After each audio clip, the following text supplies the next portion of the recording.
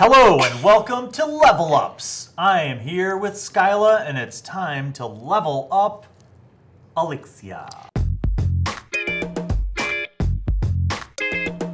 So we have 2 level ups. Yes. Because somewhere in the season I didn't level you up. Probably because I was gone for so long. Yes. So 4th level, you got Wild Shape Improvement and Ability Score Improvement, which we'll get to in a second. That's huge. And more hit points, and blah, blah, blah. But then at 5th level, you get other things too. Actually, not much, but spells. Okay. So first thing we're gonna do is where it says your proficiency bonus, change that to +3. Okay. Which is huge because now that affects other things. But let's rewind. As a 4th level, you got a Wild Shape Improvement. So there's a chart. If you're following along at home, we're on the Player's Handbook, page 65 and 66 and 67. So on page 66, there's this little beast shapes thing. And at 4th level, you can do max CR of a half. Limitations, no flying speed. So now you can swim, but you can't fly. But you are also a Circle of the Moon Druid. So on page 69, circle forms. The rights of your circle grant you the ability to transform into more dangerous animal forms. Starting at 2nd level, you can use your wild shape to transform into a beast with a challenge rating as high as 1. You ignore the max CR column of the beast shapes table, but must abide by the other limitations there. So here's the cool thing now. Now that you're 5th level, you could turn into a swimmy creature. Cool. Which is cool. That's dope. You still can't fly though. Okay. But that all goes away pretty soon. So you are fastly becoming somebody who can shape change into a lot of different things. Yeah. Now, speaking of shape change, there's something we need to consider. You can shape change. You can wild shape. How many times can you do that? Did we write that down in your notes for wild shape? Does it say how many times you can do it? As a bonus action. No. You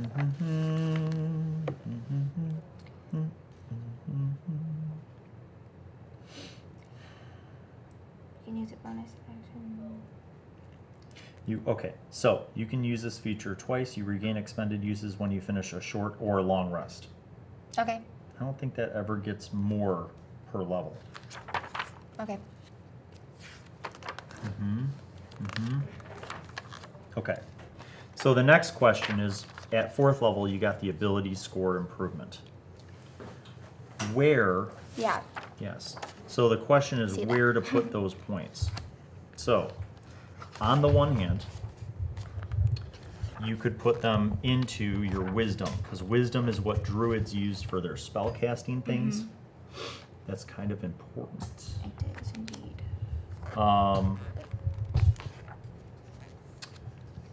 But that would get you to a 19. Now a 19 isn't necessarily any better than an 18 because they both give you a +4. Oh. So the way that ability score improvements work,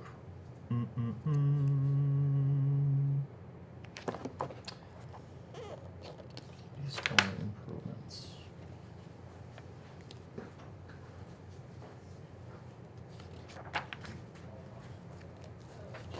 Like it would go into one of these? It would go into like your wisdom. Okay. Right. So the way that works, hold on, let me just pull this up.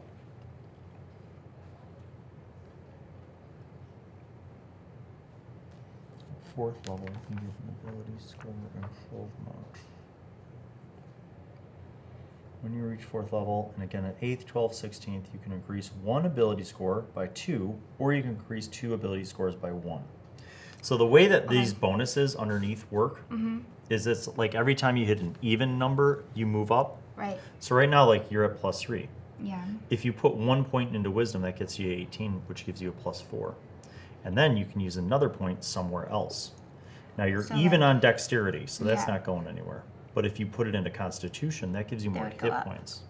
Oh. And because I'm nice, I would advise you strongly to do that. So for your 4th level ability score increase, let's make your wisdom 18. Okay.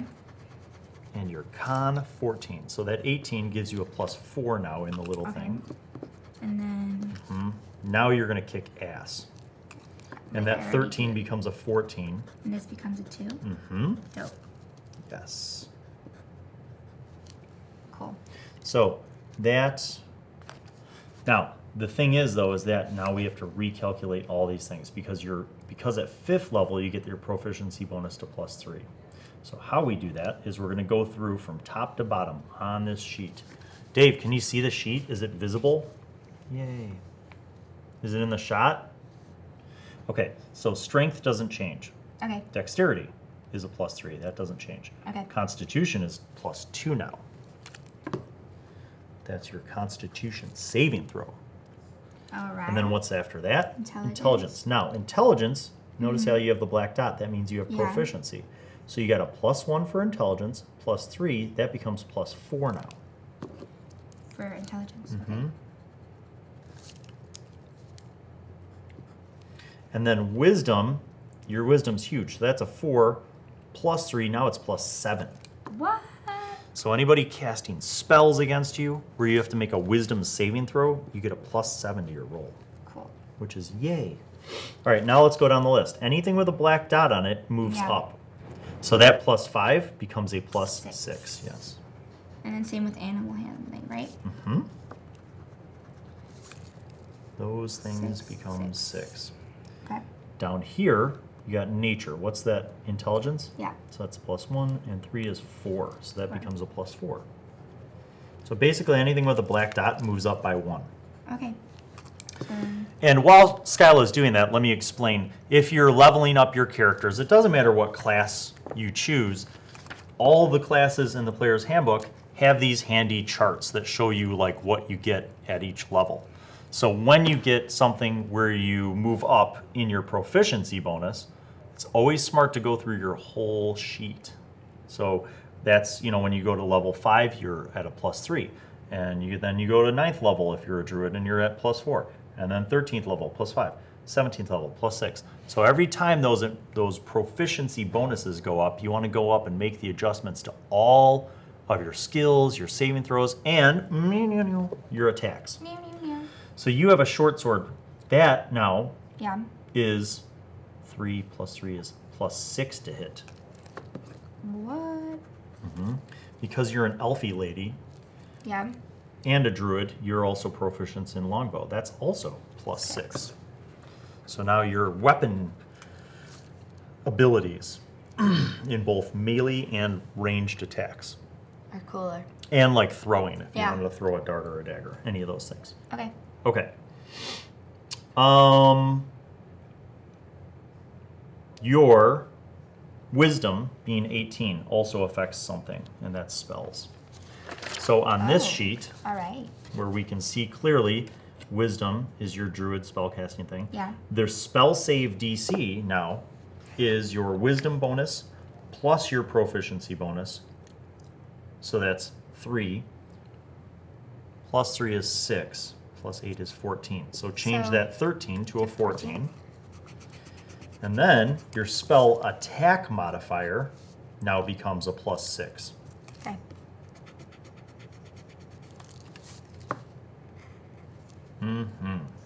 Cool. Okay, so we're almost caught up. On your main sheet, Yeah. you want to change Druid 3 to Druid 5, because you are level 5 now. We've spent your ability score improvements, and now we are at a cruciality called spells. So this Spell sheet. gets us to here. Yes. So right now, you have 3 cantrips. So change that 2 to 3. So you get to pick another one. Cool. And actually, you got that at 4th level, but like I said earlier in the video, I failed. Then you get, for 1st level spell slots, you get 4. So that doesn't change. Doesn't change. But at 2nd level, you now get 3. Okay. So I have to pick one more. And here's the boom. You now get 3rd level spell slots. So you get Yes! 2 of those. So your power as the druid has grown, your understanding and connection to nature has grown, and now you have more access to magic. That's awesome. Okay, so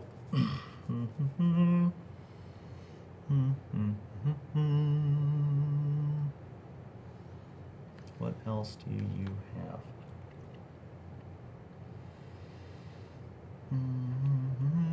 So on page 66, turn the page, it says preparing and casting spells. Yeah.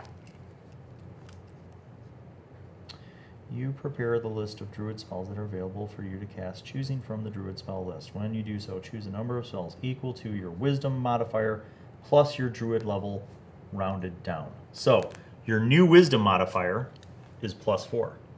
Your Druid level would be 2.5, or wait, plus your Druid level? Holy crap. So wouldn't that be 5? Yeah, you'd get 9. Yeah. So right over here, see where it says 6? Erase that. You now know 9 spells. Druids are powerful. Okay, let me just reread this so I make sure I got it. You prepare a list of Druid spells that are available for you to cast, choosing from this Druid spell list. When you do so, choose a number of Druid spells equal to your Wisdom modifier plus your Druid level. Yeah. The spells must be of a level for which you have spell slots. So you already know 1, 2, 3, 4, 5, 6. Yeah. You get to pick 3 more spells that you know. Cool. What we're going to do is start with the most powerful spells. Okay. And pick out 3 that you know from there. But let's say that you're like, well, there's only 2 that I like. So there's a difference between the spells that you know, the total number of spells that you know, and the spell slots that you have to cast. Okay, I was going to ask that. It gets complicated. Okay. Like, yeah, I'm even confused by it sometimes. Okay. And if you people are watching this, let me just tell you, it's okay to be confused by this stuff. Yeah, because it makes 0 sense when you first start. Yeah, exactly. And you go back and you reread, and then you learn, you adapt. Yes. Okay. So the example they give is this. For example, if you're a 3rd level druid, you have 4 first level and 2 second level spell slots. You can also change your list of prepared spells when you finish a long rest. So these aren't permanent. Okay. Let's say you go through and you're like, you know what? I don't need. I've never used Goodberry. Okay. Or I've never used Flame Blade. Mm-hmm. You're going to erase them. Yeah, as long as you have a total of 9 spells that you know between 1st, 2nd, and 3rd level, you can change them basically every 24 hours. Okay. Every morning when you wake up from a long rest, you just reconnect with nature and you know 9 spells. Okay. But the point is that you have 4 first level spell slots, 3 second level spell slots, 2 third level spell slots. Okay. Here's where it gets a little complex. You can actually cast spells at higher slots. So cure wounds. Remember when you did that? Yeah. To cure someone, you roll a 1d8. Yeah. And you heal them. Mm-hmm. If you used a 3rd level spell slot, it would do 3d8 healing. You'd be like, whoa, it's like supercharging the spell. Okay, so you can do that with some spells. Okay. You can upcast it basically. All right, so we'll come back to that crap. Let me see if you got any Druid Circle powers. 2nd level circle forms. Okay, no. So your next cool thing that you get for being part of the Circle of the Moon is that 6th level. Oh, which is boss. Your attacks in beast form count as magical for the purpose of overcoming resistance. So some monsters can only be damaged by magical weapons. Like a normal sword would just be like cling, and it wouldn't do anything. If you turn into a bear or a wolf or whatever, and you're like, ha, your shit is magical. It overcomes that, which is dope. So that's one more level. Okay. All right, so I think we're good. Let's go to spells, everybody. So the spell list for druids is on page, if you're following along with us at home, my fellow nerds, we are on page 208. So you, Skyla, have many things to pick out. Wow. So first, let's start with the easy one, the cantrips. You get another one. So you have Poison Spray, you have Thorn Whip. Let's look at the druid cantrips. There's Guidance, Druidcraft, Mending, Produce Flame, Resistance, Shillelagh, and Thorn Whip. Shillelagh? Shillelagh is kind of cool. If you use a wooden weapon, like a club, you could basically boom, boom, and it turns into a magical weapon. But I don't know if you're going to need that. Yeah. Because in another level, your claws could be magical weapons if you beast form. Okay, so what's Druidcraft? Let's look it up. Okay. So all of the spells are alphabetical. So you look, there's the A's, there's the C's. I just flip. Druidcraft is on page 236. Druidcraft. Casting time, 1 action. Range, 30 feet. Components, verbal and somatic. Duration, instantaneous. Whispering to the spirits of nature, you create one of the following effects within range. You create a tiny, harmless sensory effect that predicts what the weather will be at your location for the next 24 hours. The effect might manifest as a golden orb for clear skies, a cloud of rain, falling snowflakes for snow. This effect persists for 1 round. So it's literally like the D&D version of like, hey Siri, what's the weather like today? Oh, my phone's not with me. You get basically, hey Siri, the weather. Yeah. Which is Which kind of cool. Yeah. You instantly make a flower blossom, What? a seed pod open, or a leaf bud bloom. Because you're a witchy nature lady. I wish I had this in real life. Or you create an instantaneous harmless sensory effect such as falling leaves, a puff of wind, the sound of a small animal, or the faint odor of skunk. The effect must fit in a 5-foot cube. Or you instantaneously light or snuff out a candle, a torch, or a small campfire. That's kind of cool. I like that. None of those are fighting things. Right, but if you're clever and creative, you can use all those. And, when you need to. And it's a cantrip, so you could do like a different one every round. You could just have people like tripping. Be like, boop, boop, boop, flowers opening everywhere. And like you could walk through a garden and be like, you sprout, and you sprout, and you sprout. I really like that. Okay, so that's a maybe one. Yeah. That's good. All right, let's look up guidance. Okay. So a lot of people discount guidance. They hate on it. And I don't know why, because I think it's a cool little spell. So on page 248, guidance. You touch one willing creature. Once before the spell ends, the target can roll a d4 and add the number rolled to one ability check of its choice. It can roll the dice before or after making the ability check. So that is like a little like blessing. Oh. Like say someone in the party is like, I need to be stealthy. Be like, yeah. Go. Oh. And you just boop. And then they get an extra d4 to their roll. And you could do that every round. If someone's like, I try to remember, I want to investigate, so I search, be like, search better. And everything they do, whatever it is, as long as it's a skill. It better. Yeah. What's another example? Like say they're doing stealth or persuasion. Say they're talking to someone, they're trying to like deceive someone. You could just be like, yeah, that's cool. I like that. They're helpful little things. Yeah. I think either one of those would be dope. Now, yeah, I think so too. You can also decide right now, like, I don't want poison spray anymore. Yeah. I want guidance and druidcraft and thornwhip. Wait, yeah. Can I do that? Yeah. Okay, I'm doing that. So just erase poison spray, write in druidcraft and guidance, and then you're good. Yes. Now for your other things, I'll give you time off camera because basically there's like a ton of cool spells. Right. Okay. Mm-hmm. 2nd level and 3rd level. There are some amazing spells. Good God. Druids have really cool spells. Yeah. I will point out a couple to you. Okay. So at 3rd level, there's a spell called Dispel Magic. Dispel Magic. And if I didn't show this to you, D&D nerds everywhere would be mad at me. So on page 234, let's learn how Dispel Magic works. Choose one creature, object, or magical effect within range. It's 120 feet. Yeah, okay. As far as you could see almost. Any spell of 3rd level or lower on this target ends. For each spell of 4th level or higher, make an ability check using your spellcasting ability. The DC equals 10 plus the spell's level. On a successful check, the spell ends. So like, say someone's invisible. Mm-hmm. No, that's a bad example because you can't see them. I don't know. Say there's some magical thing happening. Yeah. Like somebody has like a fog cloud or a darkness, magical darkness. They cast a darkness spell. Or there's somebody who's like cast a spell that's done something. You can dispel it. You can basically shut their spell down.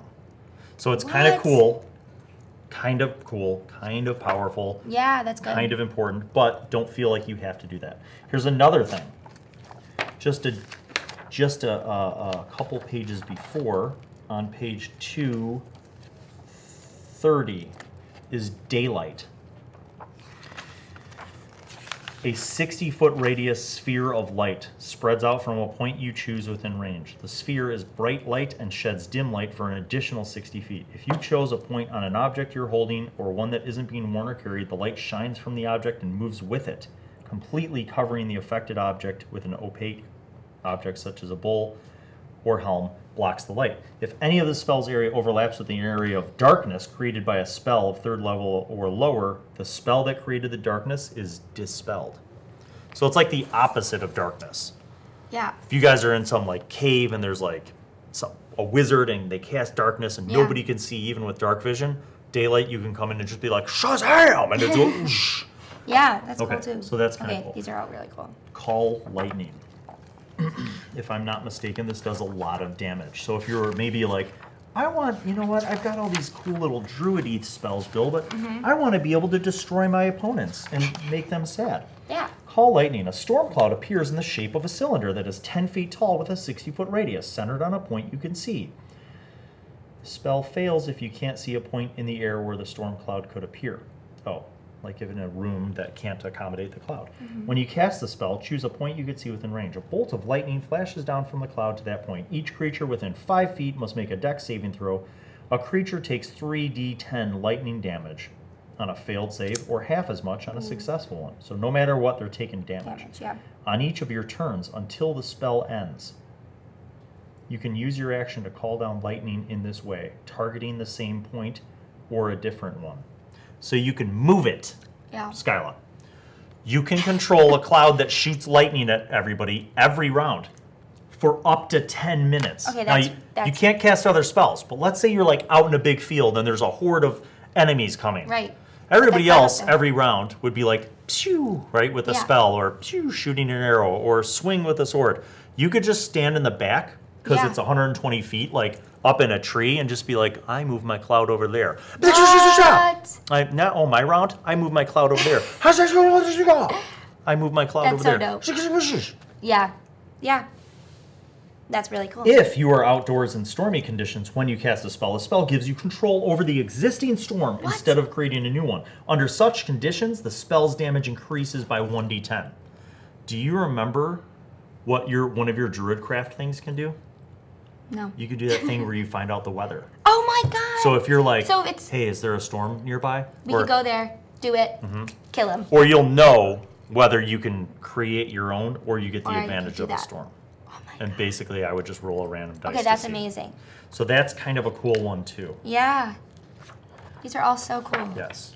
So here's what I would do. Yeah. Just write down Call Lightning. Yeah, I want it. Because you have 2 slots. But you can always adjust the other spells that you know every day after a long rest. Yeah. Maybe write down Dispel Magic. Okay. D-I-S-P-E-L. And then we'll read one more before we... I need a level... Yeah, I need a level 3. Sure. All right, so level 2. Yeah. Okay, so there are some cool level 2 spells as well. Flame Blade. I think you already have Flame Blade. Yeah. Right? What's Locate Object? Okay, that's... Locate Object is dope. Is it dope? Okay. Okay. So let's say you're looking for something. And in Season 3, you guys were looking for something. Yeah, we were looking for something the whole time. On page 256 is Locate Object. Okay. Describe or name an object that is familiar to you. You sense the direction to the object's location as long as that object is in 1,000 feet of you. So it doesn't work for miles. Right. Right? But like if we're close to something. Yeah, if somebody took something, or you're looking for something and you know what it is, right? Right. So, but read on, because it's a little tricky. If the object is in motion, you know the direction of its movement. The spell can locate a specific object known to you as long as you have seen it up close, within 30 feet, at least once. Alternatively, the spell can locate the nearest object of a particular kind, such as a certain kind of apparel, jewelry, furniture, tool, or weapon. This spell can't locate an object if any thickness of lead, even a thin sheet, blocks a direct path between you and the object. So it's... Locate object's cool, but... There's certain things. There's certain conditions that can kind of screw you over. Right. But it might be, something useful to consider. Lesser Restoration. When it comes to healing, right? There's like, you know, you have Cure Wounds and you have Healing Word. But sometimes other things happen, like disease. Right. Or poison. Okay. Or if someone's deafened or blinded or paralyzed. Yeah. Lesser Restoration cures that. Oh my god. You touch a creature and can end either one disease or one condition afflicting it. The condition can be blinded, deafened, paralyzed, or poisoned. Oh my god, so poisoned. Wait, that's really good. I Yeah. kind of like that one.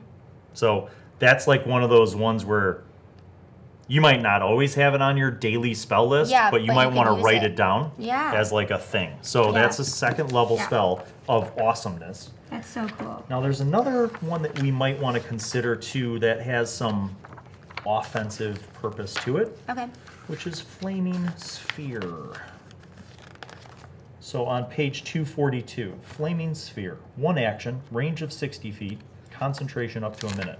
A 5-foot diameter sphere of fire appears in an unoccupied space of your choice within range, and it lasts for the duration of up to 1 minute. Any creature that ends its turn within 5 feet must make a dex saving throw. The creature takes 2d6 fire on a failed save or half as much damage on a successful one. You're just basically like moving a 5-foot globe of flame around the room. So it's like lightning, not as powerful because Right. it's only second level, but you can move it around for 1 minute, which is 10 turns. Oh my god. That's so cool. As a bonus action, you can move the sphere up to 30 feet. If you ram the sphere into a creature, that creature must make the saving throw against the sphere's damage, and the sphere stops moving this turn. When you move the sphere, you can direct it over barriers up to 5 feet tall and jump it across pits up to 10 feet wide. The sphere ignites flammable objects not being worn or carried, and it sheds bright light in a 20-foot radius and dim light for another 20 feet. At higher levels, when you cast a spell using a spell slot of 3rd level or higher, the damage increases by 1d6 for each spell slot above 2nd. So if you burned one of your 3rd level spells to do Flaming Sphere, it would do 3d6 instead of 2d6 damage. Oh. So that might be one that you So- want to write down here too Okay, as a yeah. possible thing. Okay.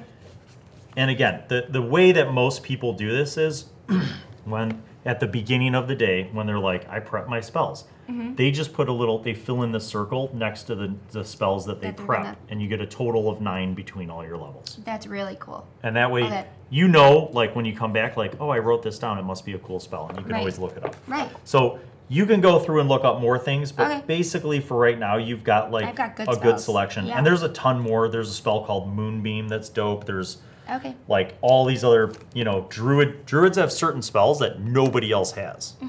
Clerics don't have, paladins don't have, bards don't have. So there's a bunch of cool things that we'll look up. Okay, cool. But that'll do it for this level up session with Skyla. I hope you learned something or enjoyed watching us learn how to level up Elixia to level 5. And Woo. now she's ready for the summer sessions. Yeah. So thank you for watching. Hope you enjoyed. We'll see you for more in a little bit. Peace.